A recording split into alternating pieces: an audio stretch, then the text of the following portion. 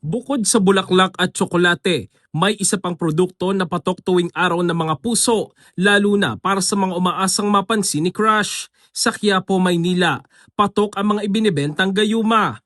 Ayon sa ilang tindera, may mga lumalapit sa kanila na may problema sa pag-ibig, kaya ang kanilang ibinibigay na solusyon ay gayuma.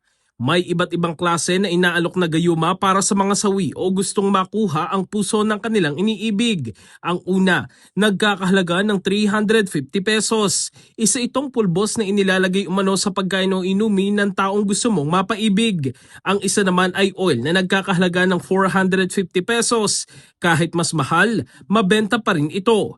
Isang araw bago ang Valentine's Day, patok sa ating mga kababayan ang ibinibentang mga gayuma sa Quiapo. Samantala, paalala mula sa FDA na walang siyentipikong ebidensya na nagpapatunay na may kakayahan ng anumang food supplement o herbal na produkto na mangakit o makontrol ang damdamin ng ibang tao. Sa halip, maaari pa umano itong magdulot ng panganib sa kalusugan. Sa huli, nananatiling tanong, totoo nga ba ang gayuma o isa lamang itong pinaniniwalaang patuloy na kinakapitan ng ilan?